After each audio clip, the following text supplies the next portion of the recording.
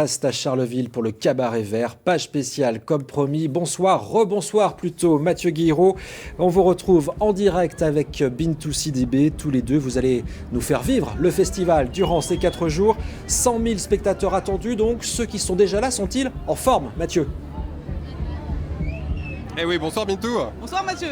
Des festivaliers très en forme. Nous en avons rencontré quelques-uns avec Bintou Sidibé tout à l'heure dans les allées du camping. Regardez, écoutez leurs sentiments, c'est la séquence Pensée du jour.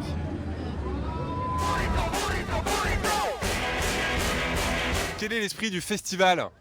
Alors là, c'est ça. La philosophie, c'est avant tout de la bonne humeur, de l'apéro, de la musique, un esprit festif partagé, quoi. Et des belles lunettes roses? Et des belles lunettes roses et un costume fun, quoi. Beaucoup d'amusement, beaucoup de joie, beaucoup de bonne humeur. On est là pour les copains, voilà, je les connaissais pas il y a 20 minutes et on est tous ensemble et c'est free. Pour l'esprit du cabaret. Pourquoi est-ce qu'il faut venir ici? Parce que c'est le meilleur cabaret, c'est tout. Bintou, changement d'ambiance et de décor avec un lieu partenaire du festival d'une certaine manière. Et oui, un partenariat qui dure depuis 4 ans. Chaque année, donc depuis 4 ans, un dessinateur de BD qui est présent au Cabaret Vert, il rend visite aux détenus de la maison d'arrêt de Charleville-Mézières. Un échange riche auquel on a pu assister avec Raphaël Doumergue et Étienne Guillet.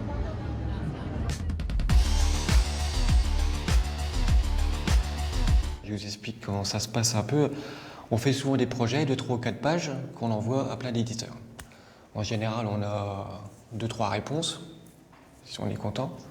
Le discours est franc. Pascal Millet est venu parler certes de sa réussite, mais aussi des difficultés qu'il a rencontrées avant de pouvoir sortir sa première BD il y a 3 ans. Là, j'ai trouvé un petit éditeur, mais le problème des petits éditeurs, c'est qu'il n'y a pas de diffusion, c'est mal payé. Alors, j'ai sorti ça pour me faire connaître, pour pouvoir participer à plein de festivals. Dans cette série, le dessinateur explore le fantastique et l'horreur, un style qui a interpellé les détenus de la maison d'arrêt de Charleville-Mézières. J'ai découvert un autre monde, moi, carrément, parce que moi, je suis un peu fan de manga, tout ce qui est manga.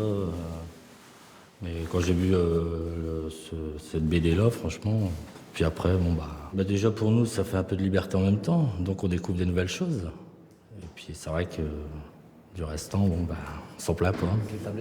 Pascal est graphiste de profession, ancien membre d'un groupe de rock, il s'est fait un nom dans le monde de la musique en réalisant les pochettes de disques. C'est la première fois qu'il intervenait dans un établissement pénitentiaire. J'ai trouvé que l'accueil était très bien, ils étaient très attentifs, curieux et très intéressés. Donc c'était vraiment super. Des échanges riches car dans la salle se trouvait un amateur de crayons et de fusains. Et j'ai dessiné toute la nature qui est à l'extérieur. Mais au bout d'un moment, vous arrivez sur les bâtiments des gardiens, donc vous êtes obligé de dessiner des bâtiments. Mais c'est en attendant de pouvoir à nouveau dessiner au-delà des murs. Je suis à présent avec Julien Sauvage. Bonsoir. Bonsoir. Vous êtes le directeur du festival. Ça vient d'ouvrir ses portes. Alors, comment ça va ? Étonnamment, vraiment bien. J'ai l'impression qu'on s'oriente sur la meilleure édition. Le montage s'est excellemment bien passé. Tout le monde était prêt en temps et en heure. On a ouvert à 17h pile. Pour le moment, tout se passe bien sous ce beau soleil ardennais. Alors justement, hier soir, vous avez sûrement entendu parler de ce concert annulé à Rotterdam à cause d'une menace d'attentat. En termes de sécurité, ici, je pense que tout est au point. Est-ce qu'on réfléchit un peu plus? Est-ce qu'on a des appréhensions? On réfléchit forcément un peu plus, même si dans le contexte, depuis 2-3 ans, on sait que c'est particulièrement délicat. On a échangé avec le groupe aujourd'hui.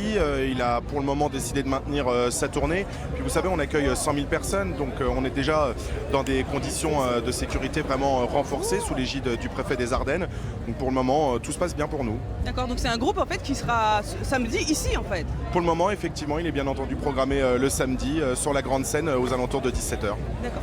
Vous l'avez dit, 100 000 festivaliers, 13e édition, c'est quelque chose qui fonctionne plutôt bien. C'est quoi le secret? C'est pas un empilage de concerts, c'est ça la recette?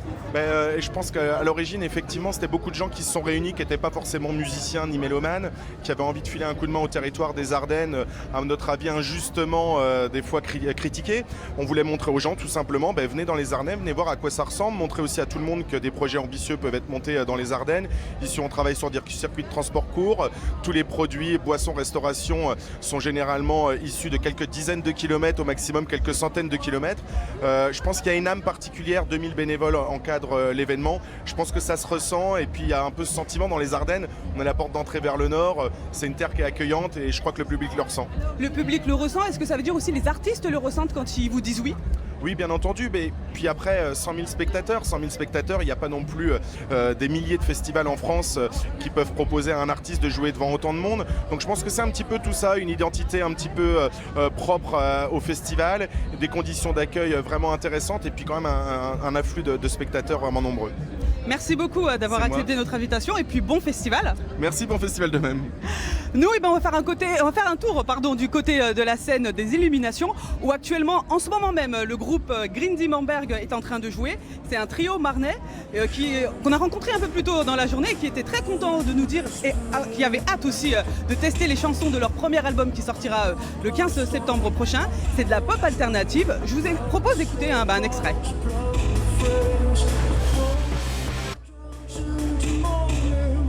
Moi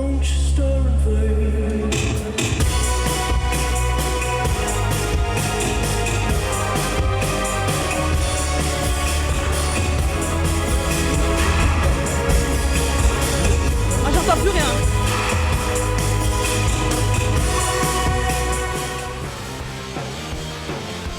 Cette nuit par exemple j'ai à peine dormi parce que j'avais les morceaux en tête et que voilà, j'ai hâte de les jouer. Je pense qu'on a tous hâte. C'est toujours agréable de jouer devant des gens qu'on connaît. Là, j'ai aussi mes frères qui vont venir me voir, mon père, etc. Donc forcément, il y a quand même une émotion intime qui se rajoute à l'émotion qu'on a toujours, l'intensité qui découle de la scène, forcément.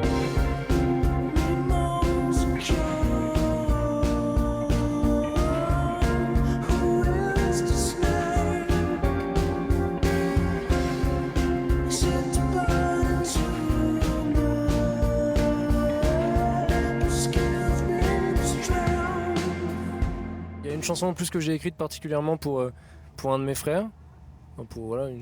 Et du coup j'ai vraiment hâte de la jouer devant lui et ça va décupler l'émotion. Est-ce qu'il y a un brin de nostalgie dans votre musique ? Moi je la ressens. Je ressens une certaine nostalgie, une certaine poésie quoi. Et une tristesse douce mais de temps en temps plus énervée quoi. Allez, après la musique, place à présent à la séquence dans le décor. Alexis Dumoulin et Étienne Guillet ont suivi une équipe chargée de veiller au bon contrôle de la qualité des aliments et au bon tri des déchets. Regardez. Alors hier elle me fait la bise, aujourd'hui elle me serre la main. Moi, je sais pas, moi, il faut peut-être pas faire la bise. Non mais là on est filmé, hein, ça va. Faut faire attention. Donc là ça permet de savoir que les œufs ne contiennent pas de fipronil. Tout à fait, évidemment. Voilà, c'est bon. Vous êtes au point sur le tri ? Alors, ok, donc interro. On y va. Interrogation. Qu'est-ce qu'on met dans le sac jaune ? Qu'est-ce qu'on met dans le sac jaune ? Eh bien, les verres en plastique comme ça. Ouais. Les papiers. Oui. Les emmerdeurs. Les petites... les trucs en plastique, là. Vous mettez également tout ce qui est carton, papier qu'on vient de voir. Par contre, dès que c'est pas un emballage plastique, vous le mettez dans le sac noir. D'accord. Bonjour. Bonjour. Qui fait de la préparation. C'est interdit. C'est vrai ? Pas de bijoux, pas de boucles d'oreilles, pas de montre, pas de plantes vertes dans l'alimentaire. Ils sont quand même bons élèves, ça va, les gens qui sont derrière les stands ?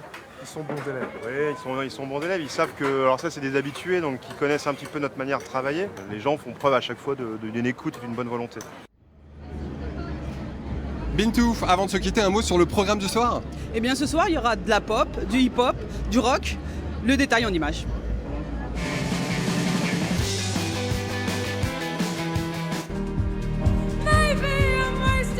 Une voix envoûtante, des mélodies planantes, London Grammar présentera ce soir son deuxième album.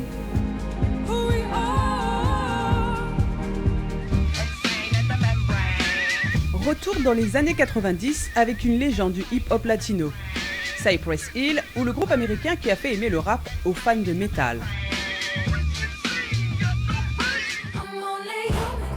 À suivre, une valeur sûre de l'électro, le jeune DJ et producteur australien Flume fera danser à coup sûr les spectateurs de la scène Zanzibar.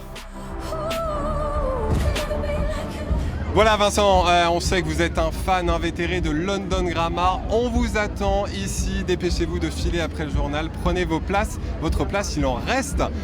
On vous attend donc ici avec Bintou Sidibé et on vous dit à demain pour la suite de ces pages spéciales l'on va retrouver jusqu'à dimanche toute cette semaine en direct depuis Charleville-Mézières. Bonsoir Bintou et bon concert. Bonsoir Mathieu, bonsoir à vous.